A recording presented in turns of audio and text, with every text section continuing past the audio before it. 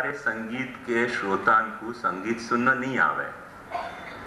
वह कारण क्या? क्योंकि संगीत में कब वाह वाह कहनी और कब आहा कहनी उनको पता नहीं है, कहीं भी कुछ भी बोल दें। उन्होंने कहा जब संगीत में कोई हमने तैयारी करी है, रियाज किया है और रियाज करके कोई तान निकाली है, रियाज के द्वारा हमने कोई चक्करदार परण निकाली है, कोई आड़ कुआड़ निकाली है, वाकु तुम आहा मत को, वाह वाह को। और जब हमको भी पता नहीं है ऐसी कोई तान अचानक निकल गई, वाकु तुम पाची वाह वाह कहोगे, तो तुमको संगीत समझ ही नहीं आया, मजा ही नहीं आई संगीत की। वाके लिए तो आहा बस एक ऐसा शब्द है, वाकु वाह वाह नहीं कहा जाए, वाके लिए आहा कहना चाहिए। तो अपन एक बात ये समझ सकें कि आनंद के लिए वाह वाह होनी चाहिए और परमानंद के लिए आहा, बस इतनी सी बात होनी चाहिए। परमानंद के लिए वाह वाह अपन ने करी तो गड़बड़ हो जाएगी, और आनंद के लिए अपन ने आहा करी तो तुम समझ नहीं पाए आनंद की बात। आनंद में पूरा सेटअप है, कुछ और सेटअप है, जहां से तुमको धीरे धीरे परमानंद मिलेगा। तो पहले तो कलाकार जो है वो अपनी सब कुछ दिखाएगा, तैयारियां जो आने साथ रखी है, रियाज कर करके वो बताते बताते बताते एकाध क्षण ऐसी कोई आ जाए बजाने वाले को कि वाह को खुद को भी पता नहीं हो, ऐसी बात निकल जाए, वो खुद भी मुग्ध हो जाए, ऐसी बात निकले। वाह वक्त अपन कहें वाह वाह वाह वाह वाह है, मुद्दा ही तो इश्करा नालायक की तुझे को समझ ही नहीं आई कैसे वाह वाह करनी। पर एक बात ध्यान से समझो कि ये वाह वाह और ये आहा के ऊपर भी एक अवस्था है जो यद्यपि रविशंकर जी ने नहीं कही है, पर हर संगीत सुनने वाले को सुननी मिलती होगी। कभी कभी कभी जब आहा की भी स्टेज बीत जाए तब एकदम एक मौन की स्टेज आ जाए कि अपना आहा बोलना भी डिस्टर्बेंस हो जाए, अपना वाह वाह कहना भी डिस्टर्बेंस हो जाए। चुपचाप बैठ के सुनते चले जाओ, सुनते चले जाओ, सुनते चले जाओ, वो अत्यानंद है जहां में न आहा को कोई स्कोप रह गया और न कोई वाह वाह को स्कोप रहे हो। तो ये श्री गुसाई जी कह रहे हैं कि ऐसा कुछ अत्यानंद आ गया है गुसाई जी को कि गुसाई महाप्रभु जी के कितने सारे नाम, उन सारे नामन में सबसे पहले आनंद परमानंद ही क्यों स्फुर्यो। 108 नाम में से ये नाम पहले क्यों स्फुर्यो। एक बात समझो, कोई महाप्रभु जी को शुद्ध नाम पहले स्फुरना चाहिए तो श्री वल्लभ ऐसे नाम स्फुरना चाहिए तो खुद महाप्रभु जी के पिता से महाप्रभु जी को नाम स्फुरना सही तो कि लक्ष्मण भट्ट के आप पुत्रो, इल्लम्मा गारू के पुत्रो, ऐसे कोई नाम स्फुरना चाहिए तो। पर वो कह रहे हैं, श्री गोकुलनाथ जी कह रहे हैं कि जा वक्त वो अपने महाप्रभु जी को नाम याद करने जा रहे हैं, वह वक्त कोई कैसी अत्यानंद की उनकी मानसिक अवस्था है श्री गोसाई जी की कि वाह के कारण उनको सब सारे नाम बाजू में रह गए। पहले ये बात है आनंद परमानंद, वो अत्यानंद की अवस्था है गोसाई जी की, वो नाम नहीं धरे है। या बात को और भी टीकाकारण ने अलग अलग ढंग से, बहुत अलग अलग ढंग से वर्णित किया है, पर ये शब्द जो गोकुलनाथ जी ने वापरे वहां को भी कोई एक अलग ही रस है कि अत्यानंद भरवशात, अत्यानंद को भर उभरा कहना जाको, तो वो उभरा आयो, एकदम उफान आई, और वह उफान के कारण तारतम्य स्फूर्त्या। अब ये तारतम्य नहीं रह गया कि आहा कहनी के वावा कहनी, करके कुछ भी कहनो करके आनंद परमानंद भयो। बात आई ख्याल में, तो तारतम्य स्फुरित नहीं हो रहा है आनंद और परमानंद को, क्योंकि वो एक संगीत में, कविता में, कहानी में, अरे खाने की चीज में भी कभी कभी ऐसे मुकाम आ जाए। सब जगह ये मुकाम आवे हैं, जहां भी आदमी आनंद लेना चाह रहे हो वहां में ये मुकाम आवे हैं। तो ये मुकाम जा वक्त आनंद के वहां में आवे है, जा वक्त तारतम्य स्फुरित होना बंद हो जाए कि या को आहा कहनो के वाह वाह कहनो, वो एक बहुत ऊंची अवस्था है। और एक भैंस श्रोतन की अवस्था है कि आहा को वाह वाह कहते हैं और वाह वाह को आहा कहते हैं। ये दोनों जगह ही तारतम्य स्फुरित नहीं हो रहे हो। बेचारे रविशंकर जी की जो कंप्लेन है वो उच्च कक्षा की नहीं है, वो निम्न कक्षा के श्रोतन के लिए कह रहे हैं कि उनको तारतम्य नहीं पता है। पर एक मुकाम ऐसा आवे कि जहां में आहा आहा या वाह कुछ भी कहने लायक अपनी मनस्थिति नहीं रह जाए, तारतम्य को अस्फुरण हो जाए, इतना तल्लीन हो जाए व्यक्ति वहां में, तो परमानंद वेद सागर में गयो सो डूब रहे हो, वाह तरह सुखे। जो गयो वो डूब ही गयो, अब हमें तैरने की भी वाकई शक्ति नहीं है, बस गए और डुबकी लगाई, बस बैठ गए, मजा लो, वो अत्यानंद को भर है। तो वह अत्यानंद में श्री गुसाई जी ने सबसे पहले आनंद कहो, आनंद कह दियो, वाक्य बाद फिर उनको स्ट्राइक हो रहे हो कि नहीं नहीं नहीं क्या है, क्या बोले, कह रहे कि नहीं आनंद ही नहीं है, परमानंद भी है। पर एक बात ध्यान से समझो कि आनंद हो कि परमानंद हो, कॉमन फैक्टर तो आनंद ही है ना दोनों में, करके फिर उनको आ रहे हो कि नहीं आनंद ही नहीं है, परमानंद भी है। वो सेकंड थॉट जिसको अंग्रेजी में कहें, वो सेकंड थॉट पे श्री गोसाई जी को लग रहे हो कि नहीं सिर्फ आनंद ही नहीं है, परमानंद है। या मैं एक शब्द आयो है गोकुलनाथ जी को, तद व्यावृत्यर्थम, वाको बहुत ऐसा मिस इंटरप्रिटेशन हो सके है कि ये आनंद नाम को कैंसल करने के लिए परमानंद कह रहे हैं, पर ऐसा अनर्थ कभी मत करियो, क्योंकि आनंद को व्यावृत्ति के लिए परमानंद कह रहे हैं। यो यदि अर्थ कियो तो 108 नाम ही नहीं रह जाएंगे, तन्नाम अष्टोत्तर शतम। आई बात ख्याल में? यदि आनंद नाम की व्यावृत्ति के लिए परमानंद कह रहे हैं, मतलब वाकु कैंसल करने के लिए परमानंद कह रहे हैं, तब तो 108 नाम ही नहीं रह गए, 107 नाम रह गए।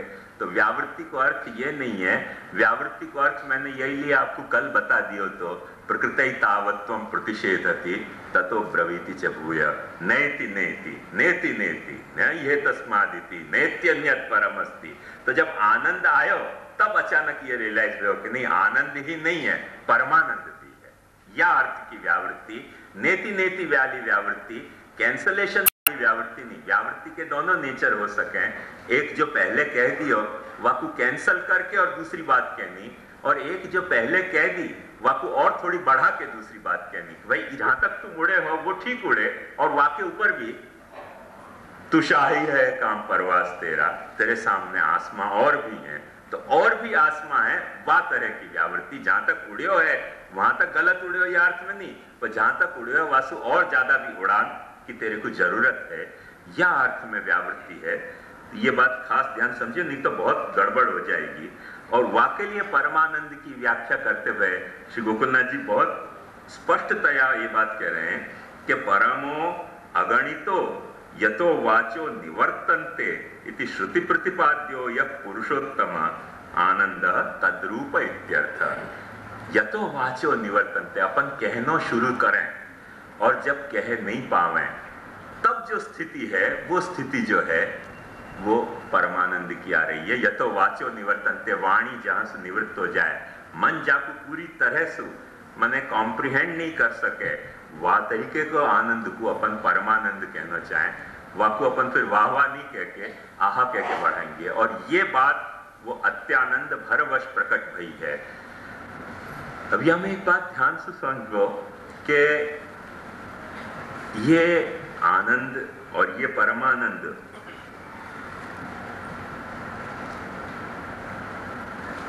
जैसे संख्या,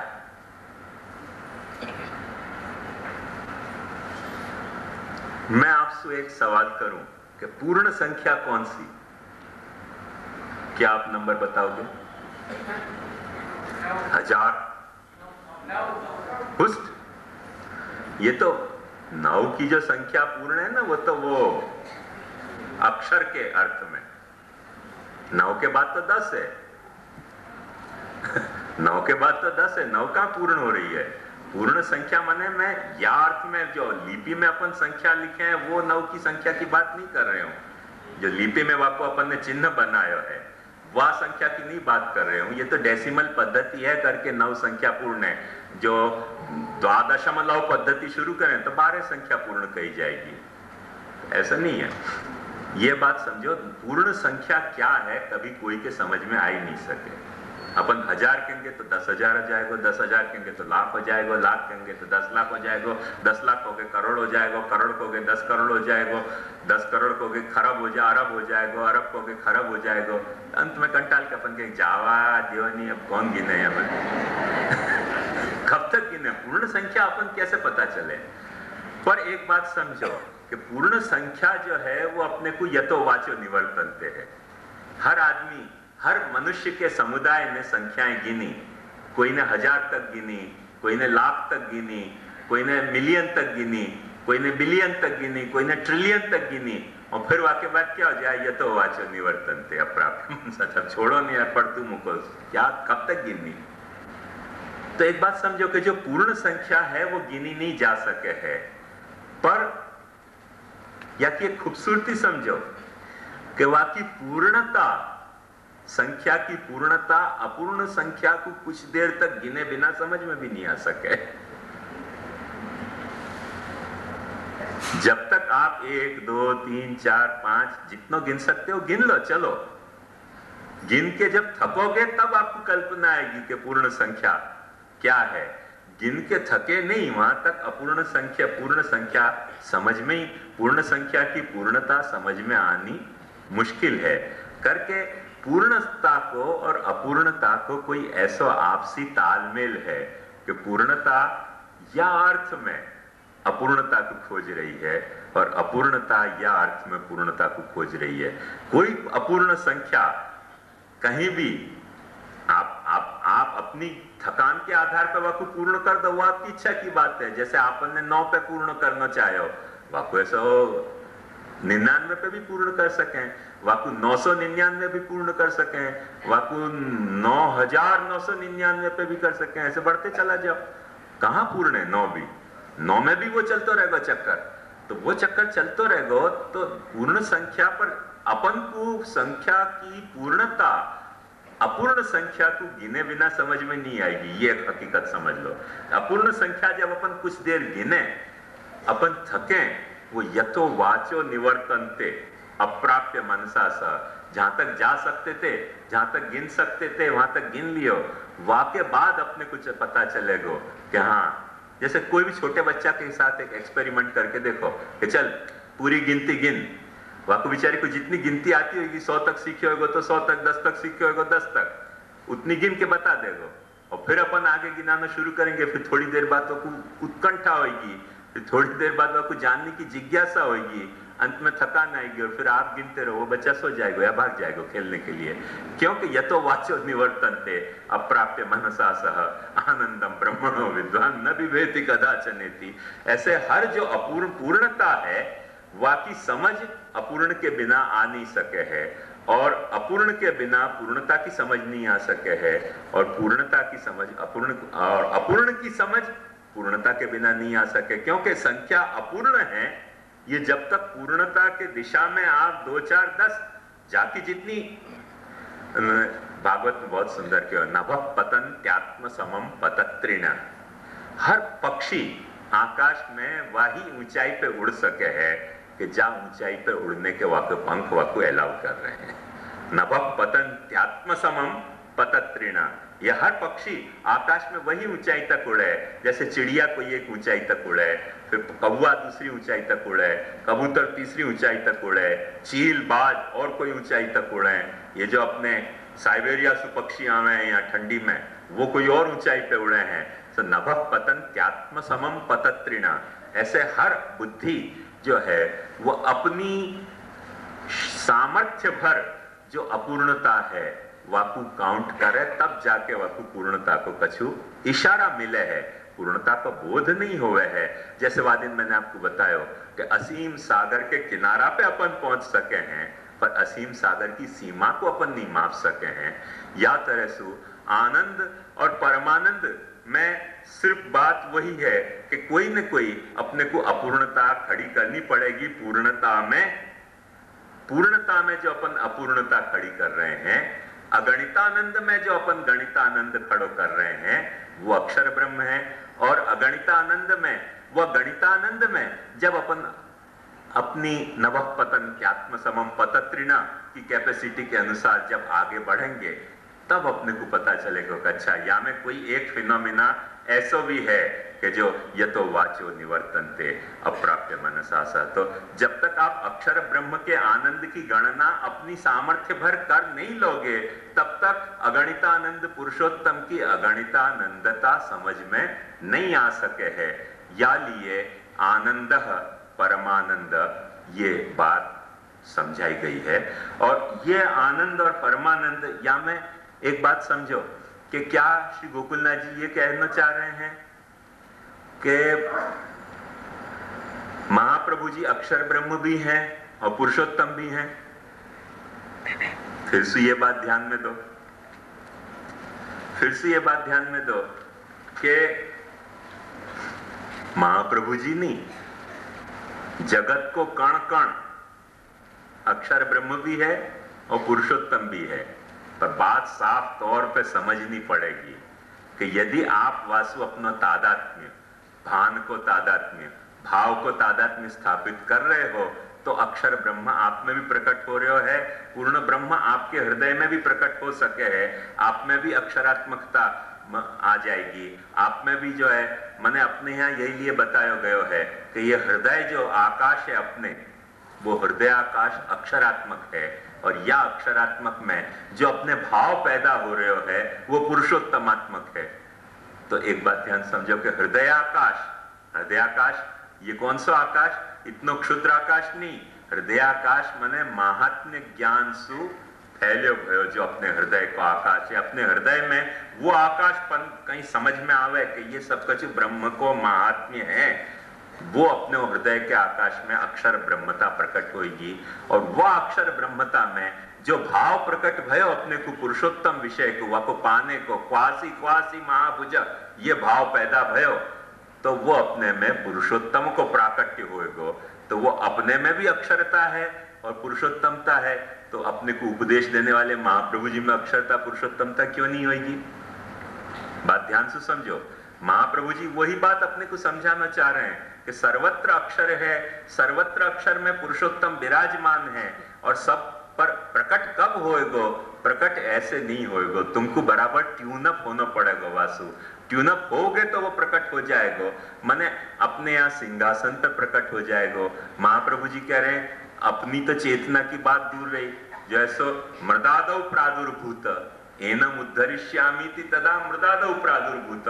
यदि आपको भाव प्रकट भयो, यदि आप में ये महात्मिक ज्ञान प्रकट भयो अच्छी तरह से कि सर्वं खलु इदम ब्रह्म, यहाँ ब्रह्म के अलावा कुछ है नहीं, तो वो जो मृण्मय मूर्ति है, वो जो धातुमय मूर्ति है, वो जो चित्रमय मूर्ति है, वहां में अक्षरात्मकता प्रकट जैसे ही आपको वही महात्मिक ज्ञान के तौर पे वा वक्त महात्मिक ज्ञान को जा वक्त आपको आनंद प्रकट भयो और तब आपको भाव प्रकट होएगो कि तब फिर पुरुषोत्तम कहाँ है? क्वासी क्वासी वा वक्त एनम उद्धरिष्यामि तदा मृदादौर प्रादुर्भूत कृष्ण इत्युच्यते। तब वो वहां भावसु वहां भी प्रकट हो सके, क्योंकि वो ही तो सर्वत्र प्रकट भयो है, वो सर्वत्र प्रकट भयो है करके वाकु सर्वत्र प्रकट किया जा सके।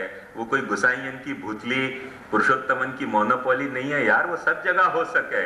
भूतली पुरुषोत्तमन ने तो विषयानंद पाने के लिए हवेली में वाकु कैद किया है, बाकी तो वो सर्वत्र प्रकट हो सके है। ये बात बताने के लिए महाप्रभु जी को आनंद परमानंद कहो जा रहे है। ये बात दृढ़तया समझ लो, क्योंकि अभी यहाँ टीका में ये बात स्फुट नहीं हो रही है। और एक बात समझो कि अक्षर कहनो महाप्रभु जी को, एक बात जो अपन यो कह रहे हैं श्री कृष्णास्य कृपा निधि, या कि डिफिकल्टी समझो कि श्री कृष्णास्य कृपा निधि, तो वो श्री कृष्ण यदि अक्षर ब्रह्म होएगो तो महाप्रभु जी अक्षर ब्रह्मात्मक होंगे ना। यदि श्री कृष्ण अक्षर नहीं होएगो तो महाप्रभु जी अक्षर ब्रह्मात्मक नहीं होंगे श्री कृष्णास्य होने के कारण। और यदि महाप्रभु जी अक्षर ब्रह्मात्मक गणितानंद है, आनंद नाम यदि अपन सस्टेन कर रहे हैं, तो फिर पुरुषोत्तम को अगणितानंदात्मक श्री कृष्ण से नहीं रह जाएगो। तो ये जो अपन ने या तरीके के वो जो डिपार्टमेंट खड़े किए हैं ना, वो मैंने कल जो आपको स्टोरी सुनाई वही है। हो ध्यान से समझ लो कि ये बकरी कितना खा रही है, ये एक शेर खा रही है। काली के लिए पूछ रहे हो कि सफेद के लिए, आनंद के लिए पूछ रहे हो कि परमानंद के लिए? हो गया नहीं, आनंद के लिए। बोले आनंद जो है वो अगणितानंद है, वो परमानंद बोले वो भी अगणितानंद है। फिर कैसे समझना क्या? ये बात ध्यान समझो कि हर गणितानंद में अगणितानंद विराज्य भयो है, और हर अगणितानंद की जो परिधि है, परिधि को क्या कहें गुजराती में? परिधि के ना, तो हर अगणितानंद की परिधि जो है वो गणितानंद है। वो सिस्टम या तरीके की है, ध्यान से समझो, वो सिस्टम या तरीके की। ये लिए महाप्रभु जी ने एक तरह से नहीं 25 तरह से ये बात अपने को समझाई कि प्रभु पुरुषोत्तम ठाड़े हैं तो आपके चरण जो है वो अक्षर ब्रह्मात्मक हैं। प्रभु कहीं विराज रहे हैं तो वो वैकुंठ जो है वो अक्षर ब्रह्मात्मक है। पुरुष ठाकुर जी की अपन घर में सेवा कर रहे हैं तो वो सिंहासन जो है वो अक्षर ब्रह्मात्मक है। अपने हृदय में पुरुषोत्तम को भाव जग्यो तो अपनो हृदयाकाश अक्षर ब्रह्मात्मक है। वो एक ढंग से नहीं 25 ढंग से महाप्रभु जी ने अपने को समझाई है, पर अपन फिर वही बकरी वाला सिद्धांत लिया हुआ है कि काली के सफेद, फिर आंसर मिलना मुश्किल हो जाए। तो ये बात ध्यान समझो कि यदि या तरीके की गड़बड़ी गुसाई जी ने करी है आनंद परमानंद में तो शुद्धाद्वैत को ही सारो चौपट हो जाएगा या खाता पहले ही 2 नाम में। या तरह के कोई चौपट नहीं किया जा रहा है, शुद्धाद्वैत ही समझाना चाह रहे हैं अपने को कि ये रहस्य श्री महाप्रभु जी ने अपने को समझाया है। और यही लिए आगे जो टीकाकार हैं दूसरे श्री रघुनाथ जी, उनने बहुत सुंदर यहाँ बताया कि आनंद इति स्वरूपस्यैव आनंद रूपत्वाद आनंद इति। वो गोकुलनाथ जी वाला ही अर्थ लेके कि स्वरूप खुद आनंद है, या के लिए आनंद कह रहे हैं। और वाक्य बात कह रहे हैं आसमन्तात् नंदयति समर्थयति स्वभक्तान इति वा। आनंद क्यों कह रहे हैं? आनंद कह रहे हैं रघुनाथ जी या लिए क्योंकि आनंदयति इति आनंद। जो महाप्रभु जी को भक्त है वह महाप्रभु जी के भक्त को महाप्रभु जी इतना समर्थ बना दे हैं, इतना समर्थ बना दे हैं कि वह समृद्धि के कारण वाकु आनंद अनुभव होने लग जाए है, वाकु परमानंद होने लग जाए है। समर्थयति सम्यक्तया हृदयति, वाकु समृद्ध बनावे है। आज के जैसे दरिद्र नहीं बनावे, भूतली पुरुषोत्तम जैसे आज दरिद्र बना दें जो भी कोई आया हुआ को, ऐसे महाप्रभु जी अपने कोई भी भक्त को दरिद्र नहीं बनावे हैं। अपने यहाँ यही लिए ये कहो कि धर्म ही ते पायो, यह धन धर्म ही ते पायो, नीके राख जशोदा मैया नारायण घर आयो, यह धन धर्म ही ते पायो। जा धन को जप तप मुनि खोजत, वेदन पार न पायो, सोधन धर्यो क्षीर सागर में, ब्रह्मा जाए जगायो। तो ये जो है वो धन महाप्रभु जी सबको बांट रहे थे, सबको बांट रहे थे। वाह धन के नाम पे सबसे धन बटोर नहीं रहे थे। भूतली पुरुषोत्तम और महाप्रभु जी में बेसिक डिफरेंस ये है कि महाप्रभु जी वह धन को सबको बांट रहे थे। घर घर नंद सवन सुवन फल फूल्यो वो कैसो कौन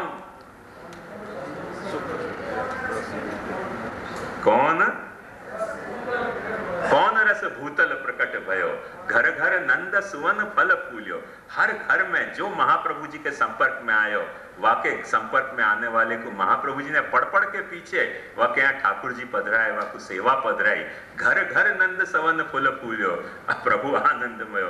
मने सेवा विधि सिखायो, सबको सेवा विधि सिखाई, या कुछ सेवा विधि दिखाई नहीं सबको, क्या हमारे यहाँ मनोरथ हो दर्शन करने आ जाए, ऐसे नहीं, सबको घर में जा जा के सेवा विधि सिखाई।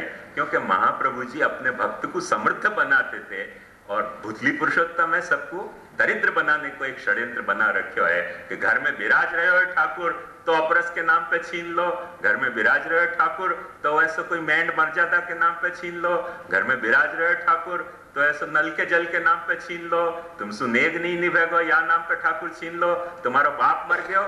हद हो गई शराफत की, तो बाप मर गए तो कहीं ठाकुर जी भी वैकुंठ में चले गए, शर्म नहीं आई कहते, शर्म नहीं आई ऐसे कहते कि बाप मर गए ठाकुर जी जब वैकुंठ में चले जाते तो तुम्हारे भी तो बाप मर रहे हैं कि नहीं, भूतली पुरुषोत्तम उनके वो भी ठाकुर जी वैकुंठ में गए, तो कौन की सेवा कर रहे हो?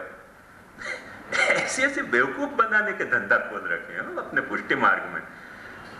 मैंने वो बहुत इंग्लैंड के या फ्रांस के कोई ने कही है कि पावर करप्ट्स और absolute powers absolutely corrupts gets corrupted.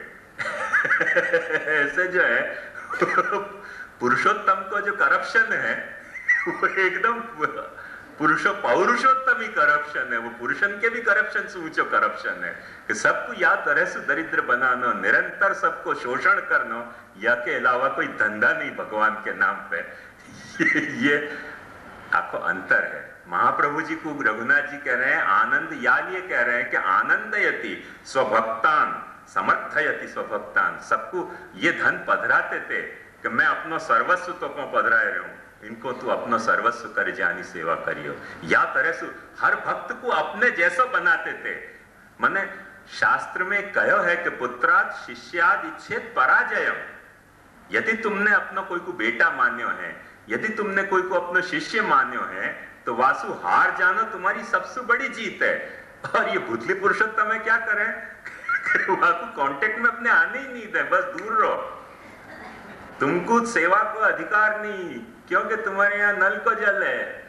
तुमको ऐसा सेवा करने को अधिकार नहीं। तुमको इतना नेक भोग राग कहाँ आएगा, अपरस कहाँ आएगी, मेंढ कहाँ आएगी, मजा। शोषण के सारे धंधा खोद रखे हैं। ध्यान से समझो, दरिद्र बनाते हैं आध्यात्मिक दृष्टि से, आदि दैविक दृष्टि से वैष्णवन को। महाप्रभु जी को जो आपको दृष्टिकोण हो तो समृद्ध बनाने को तो कि जैसे मैं सेवा कर रहे हूं ऐसे तुम सेवा करो। क्यों सेवा नहीं कर सको तुम? घर घर नंद समन फूल फूलियो, तो हर घर में प्रभु को पधरायो। तो ये बात या लिए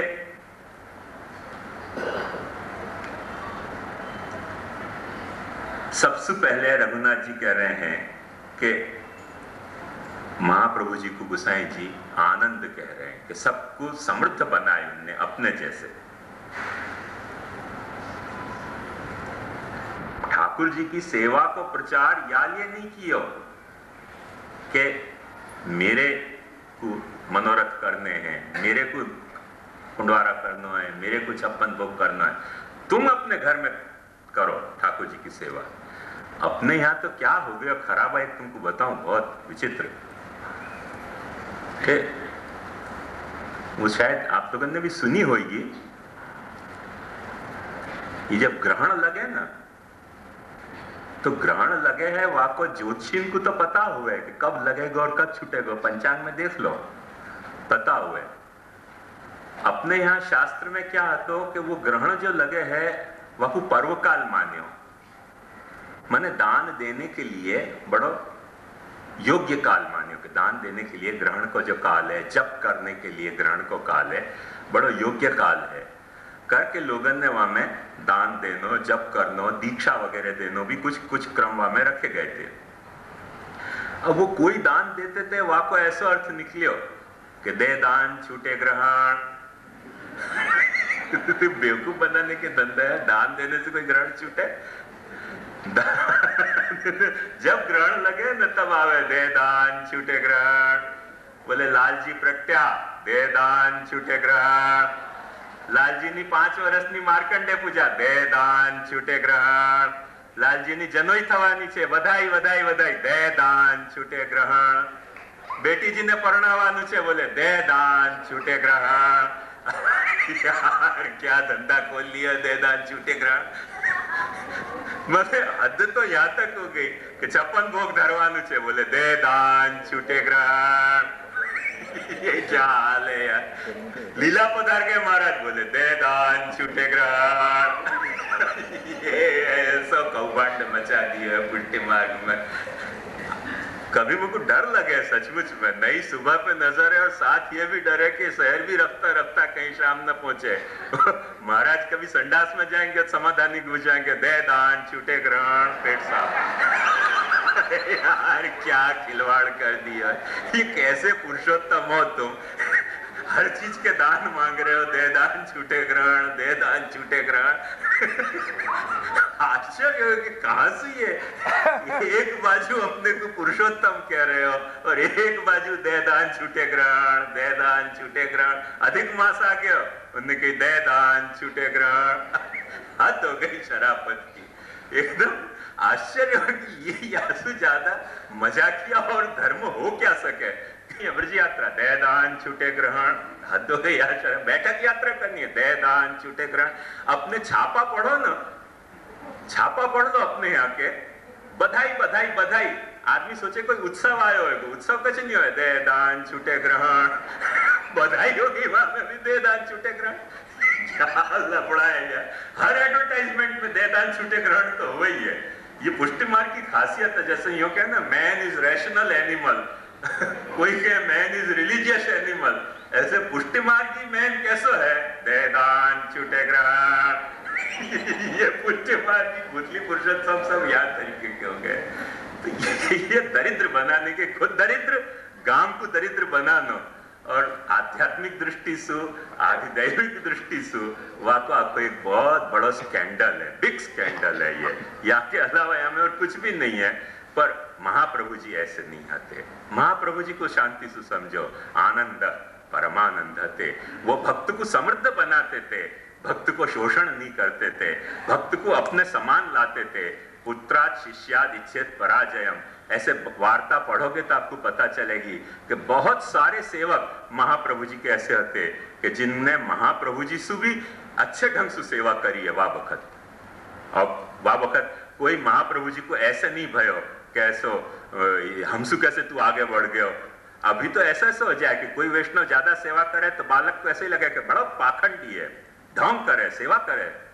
अभी सेवा करे तो तुमको उपदेश करना तुम्हारा कर्तव्य, तो सेवा करे, पर वो सेवा करे तो उनको यहाँ इंद्रासन डामाडोल हो जाए कि सेवा क्यों करे, क्योंकि फिर वो सेवा वो करने लग जाएगा तो दे दान छूटे ग्रहण छूटे नहीं पाछो अपनो, वो लफड़ा हो जाए। पर महाप्रभु जी ऐसे नहीं, अपने ध्यान से समझो, आनंद परमानंद है। वो कोई ग्रहण छुड़वाना नहीं चाह रहे हैं। महाप्रभु जी अपने को घर घर नंद सवन फल फूल्यो, प्रभु आनंदमय, हर घर में ठाकुर जी पधराना चाह रहे हैं। या लिए श्री रघुनाथ जी कह रहे हैं, बहुत परमानंद की व्याख्या करते वक्त मन रघुनाथ जी कह रहे हैं कि परमेण श्री कृष्णेन आनंदो यस्य, उनको आनंद ये देदान छूटे ग्रहण को नहीं है, श्री कृष्ण को आनंद है।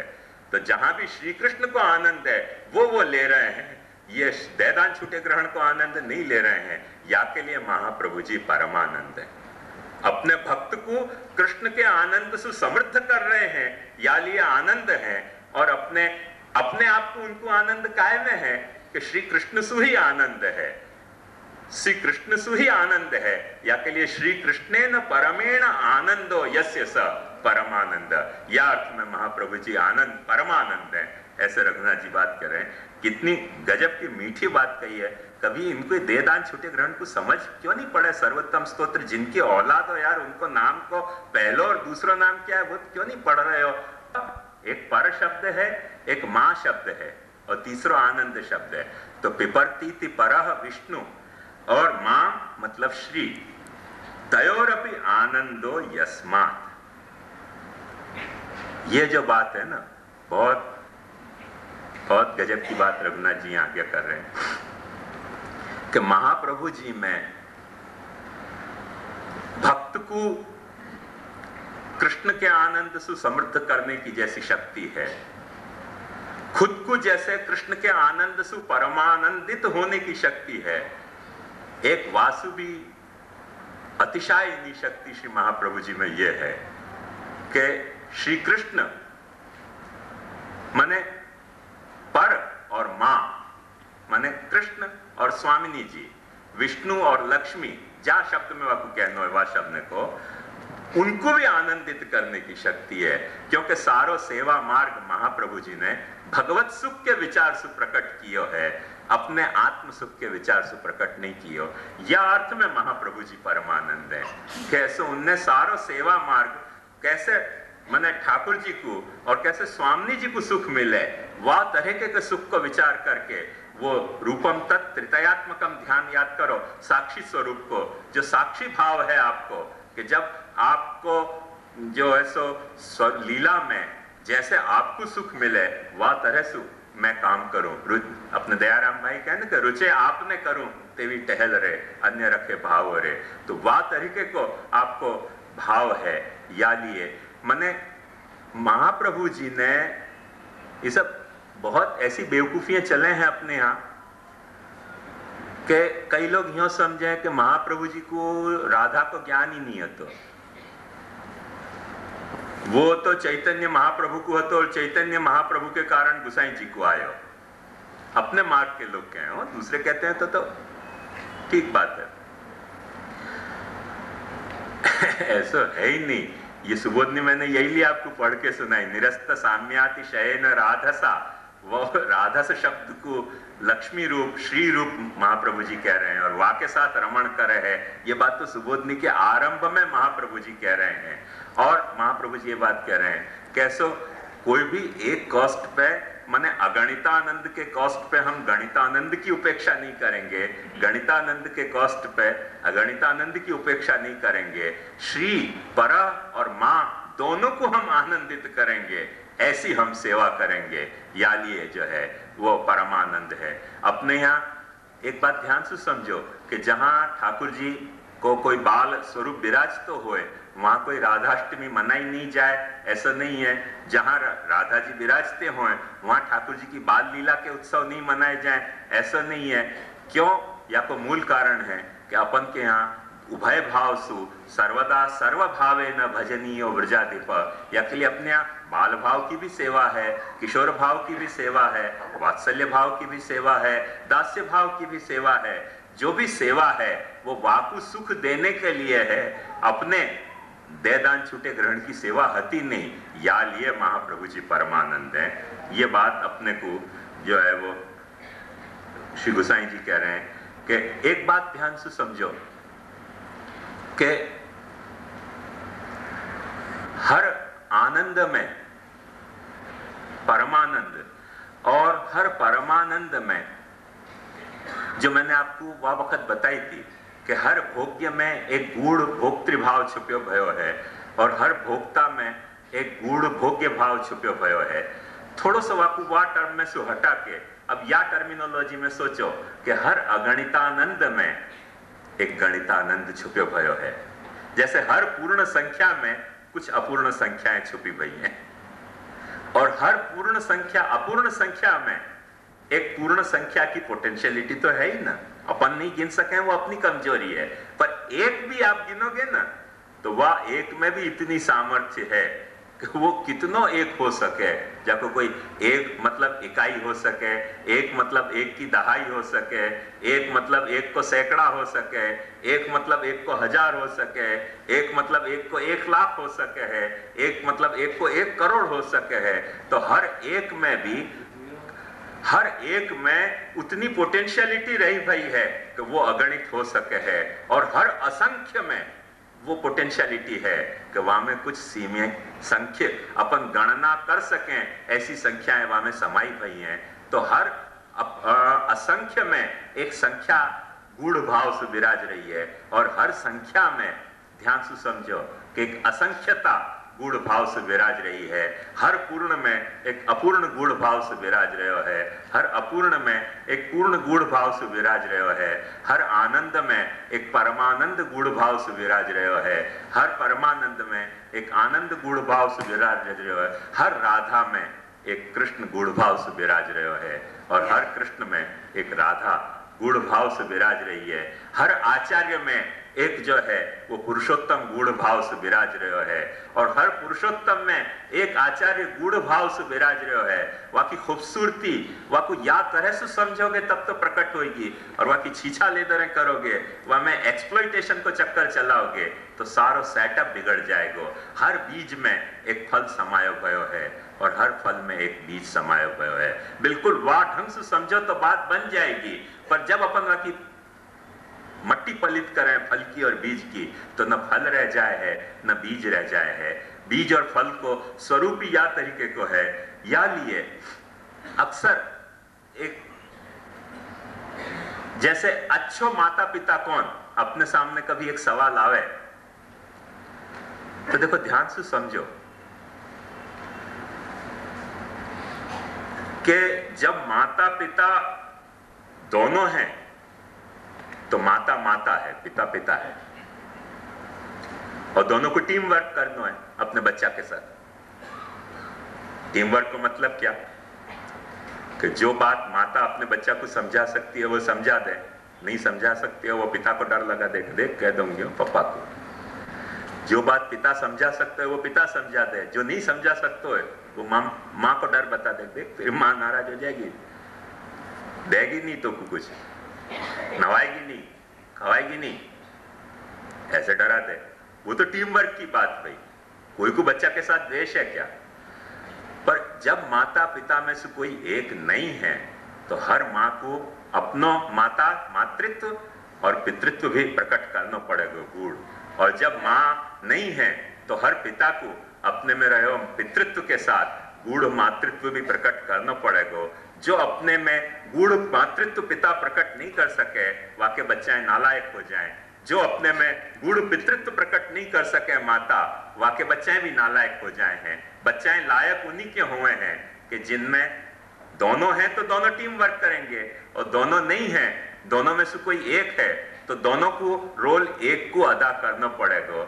ऐसे ये बात एक यही को सिचुएशन में नहीं, कई सिचुएशन में यह बात की एक हकीकत है, वो समझो करके। हकीकत में एक माता हुए है, एक पिता हुए है और एक माता पिता भी हुए है।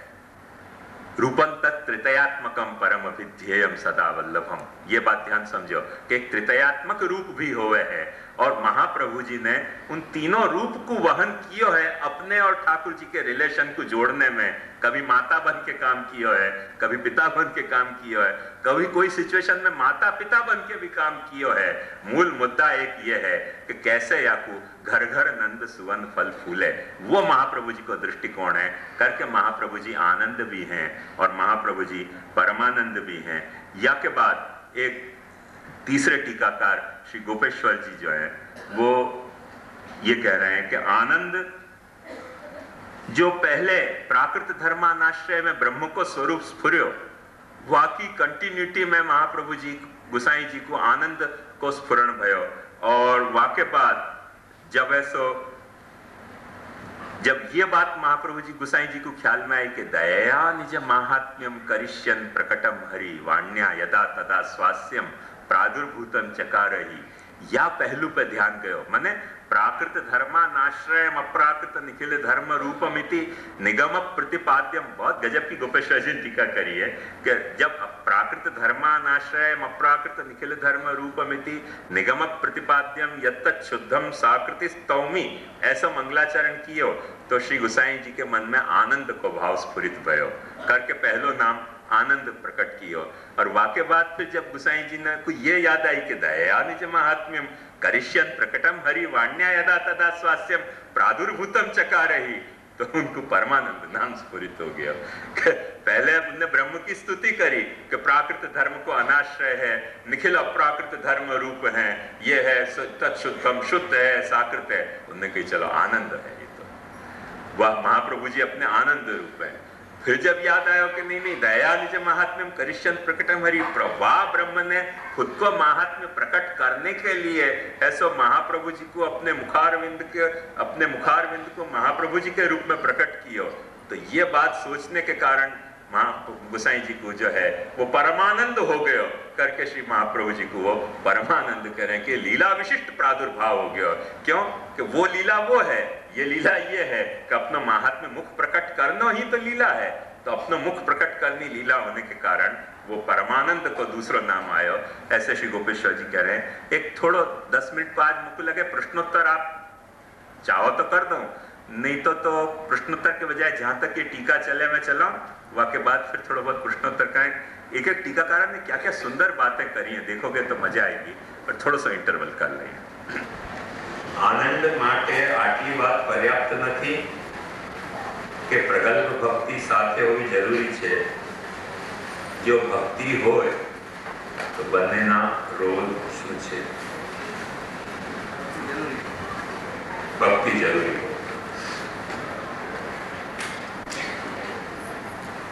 देखो कल मैंने यही लिए वो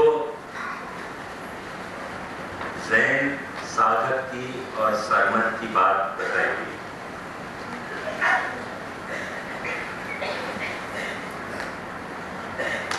वो मेरे बताने को मुख्य मुद्दा यही है तो कि विषयानंद ले तो भयो व्यक्ति, जा वक्त आत्मानंद के तरफ अंतः प्रवृत्त हो गए,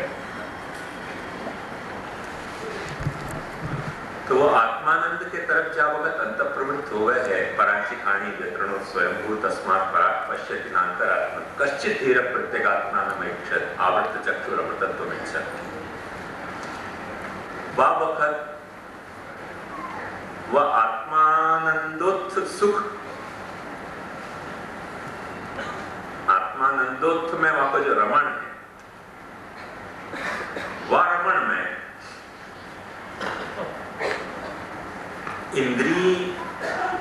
इंद्रियार्थ में रमण कर रही हो,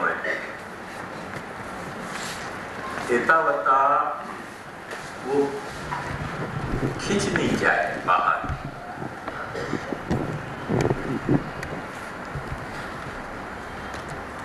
जैसे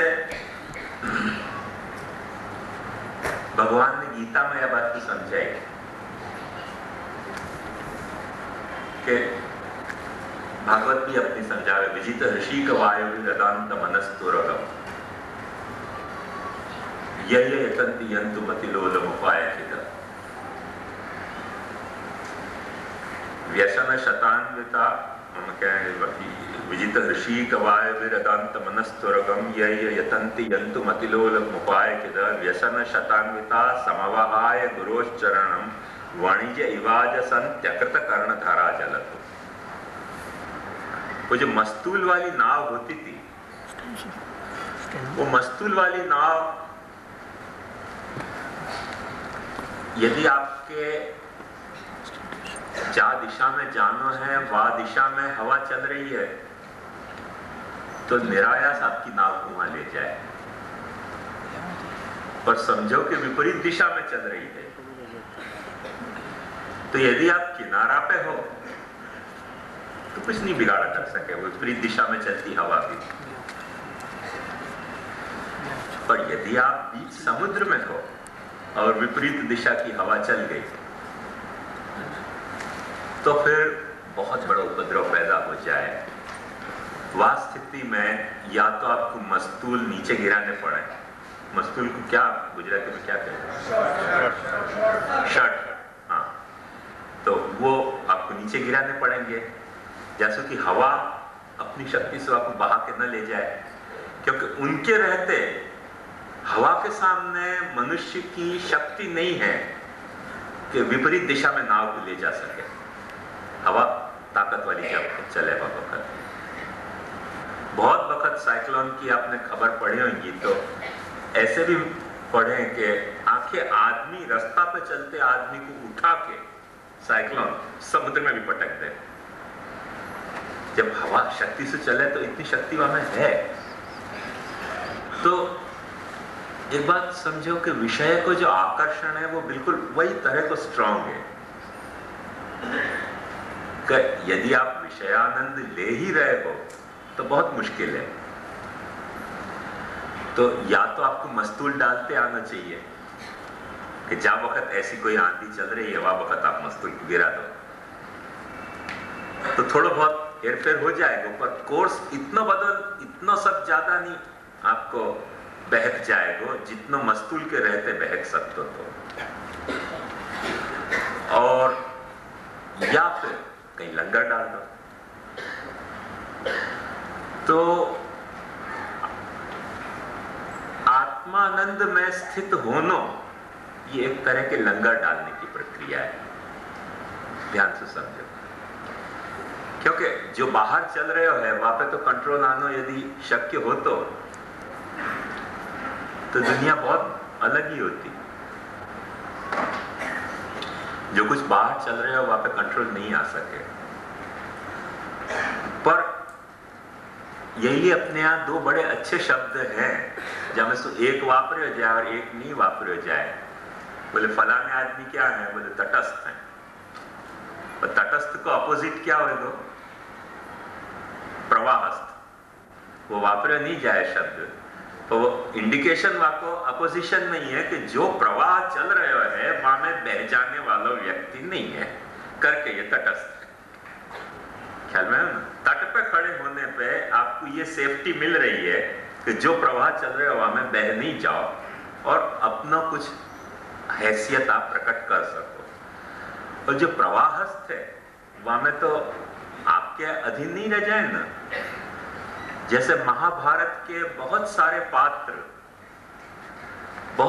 पात्रन को जो बेसिक डायलेमा है तटस्थ नहीं हो पाने को, तटस्थता क्या है अच्छी तरह से वो जान रहे हैं, पर बर्ताव में, व्यवहार में वो प्रवाहस्थ हो जा रहे हैं। वह को मुख्य कारण क्या? क्योंकि वो प्रवाहस्थ हैं, जहाँ ग्रुप में जुड़ गए हैं, वह ग्रुप में उनकी ये शक्ति नहीं है कि अपने आप को तटस्थता को वो निभा पावे, दिल में महसूस कर रहे हैं।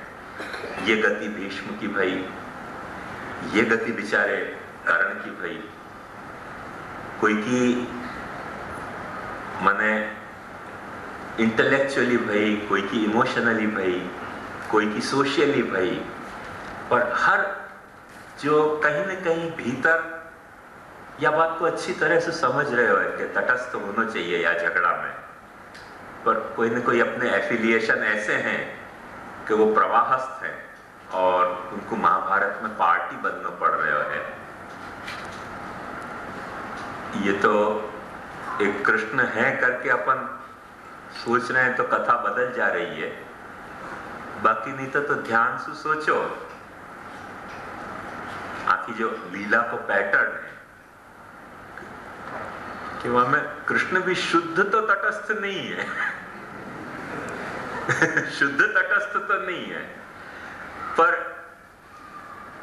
ब्रह्म सामर्थ्य होने के कारण अपन जो भी कुछ कर सकते थे वासु बहुत ज्यादा कृष्ण ने किया है पूरे महाभारत में। वो अपन या हकीकत से समझ सके कि सारी अपनी सेना जहां नहीं रहना है वहां को दी है, और जहां खुद आए हैं वहां खुद की सेना लेकर नहीं आए हैं। तो यदि वॉर स्ट्रेटेजी की काउंटिंग करनी है तो बहुत विचित्र स्थिति है ये।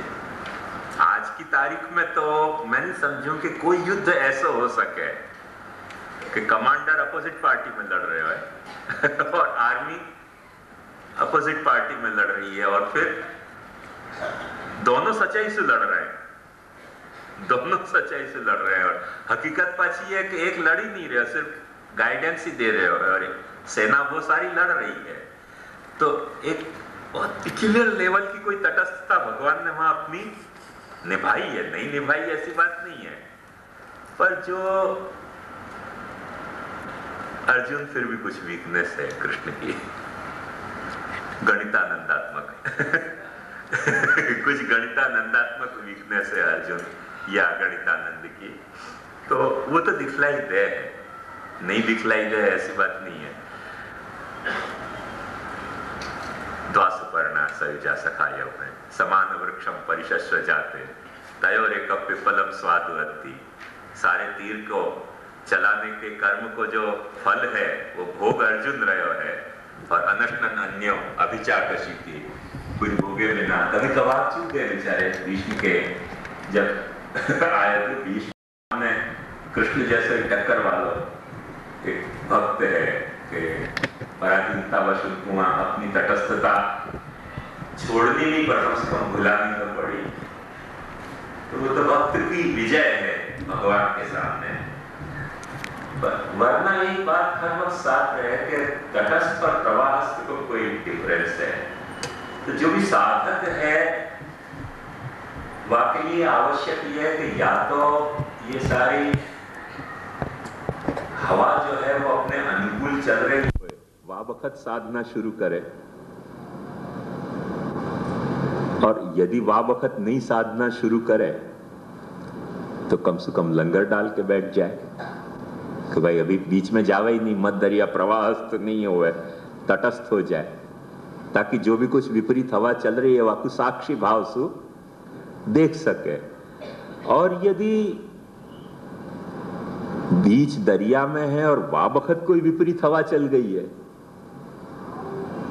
तो फिर वो लड़ाई बिना छुटकारा ही नहीं है ना। तो वह वक्त जो भी कुछ सेफ्टी प्रिकॉशंस लिए जा सके हैं वो ऐसे ही तो है कि मस्तूल गिरा दो और जो कुछ कर सकते हो वो करो, फिर देखी जाएगी जब आंधी थमेगी तब। हर साधना के साथ ये चक्कर है, चाहे तो वो धर्म की साधना हो, चाहे तो अर्थ की साधना हो, चाहे तो राज्य की साधना हो, चाहे काम की साधना हो, चाहे भगवत आराधना हो। यही लिए अपने यहाँ ये बात कहो गए कि जब बहुत विषयावेश बढ़ रहे हो तो वह वक्त सेवा में छू जाओ। क्यों कहो?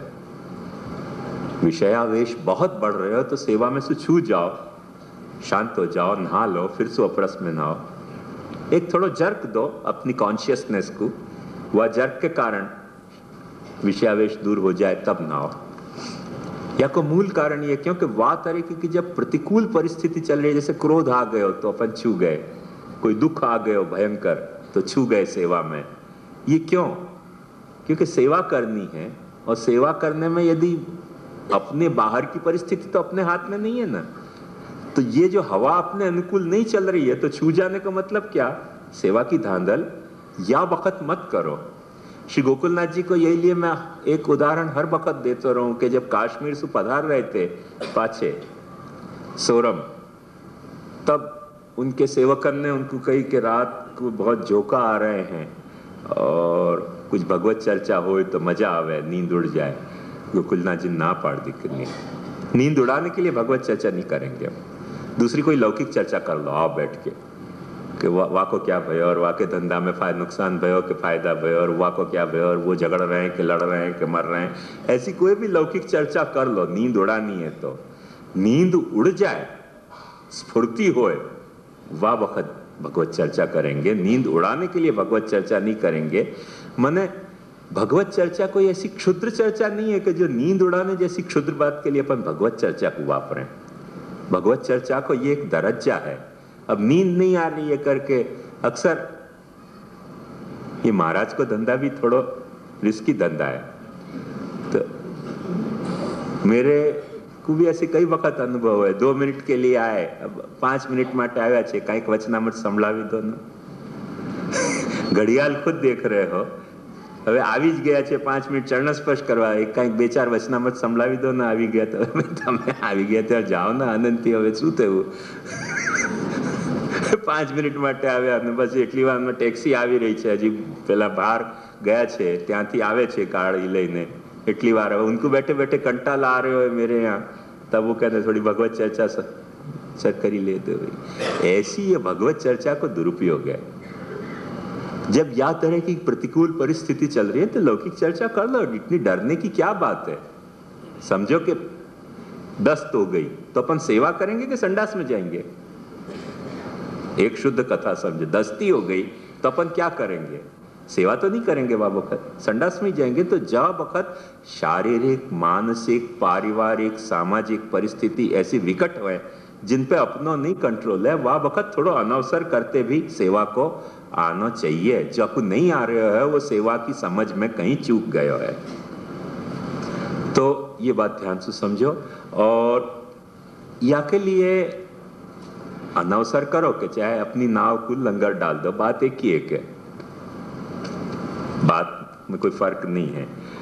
तो या तरह सु इंद्रियाणि इंद्रियार्थेषु वर्तन्ते इति धारयन्, जा वक्त आपने अपनो लंगर आत्मानंद में डालो है तब तो ये बात निभ जाएगी, इंद्रियाणि इंद्रियार्थेषु वर्तन्ते। पर इंद्रियाणि इंद्रियार्थेषु वर्तन्ते के बजाय इंद्रियार्था ही इंद्रियेषु वर्तन्ते हो जाए, अपोजिट। माने जब नाव में पानी आने लगे, नाव में पानी में नाव है तब तक तो हरकत नहीं है, कुछ भी चलाते रहो, धकेलते रहो, हकेलते रहो।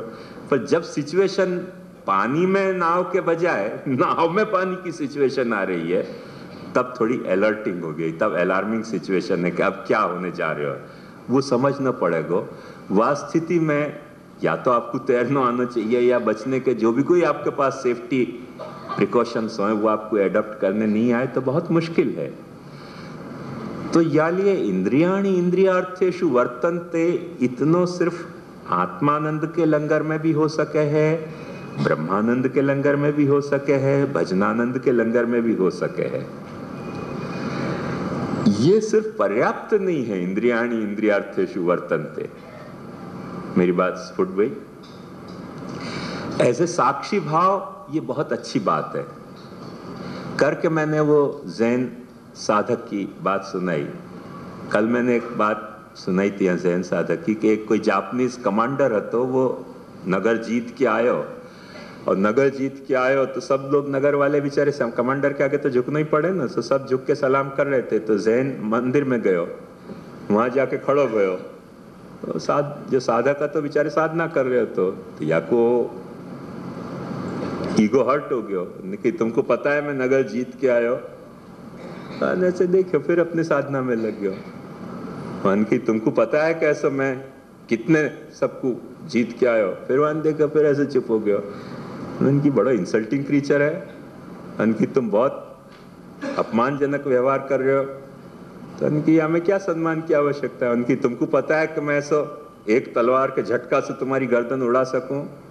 तो जैन साहब बहुत गजब की बात कही कि बेवकूफ, तो को पता है कि नहीं कि एक झटका तलवार के झटका से मेरी गर्दन उड़ सके। यदि तो को पता है तो पूछ क्यों रहे हो?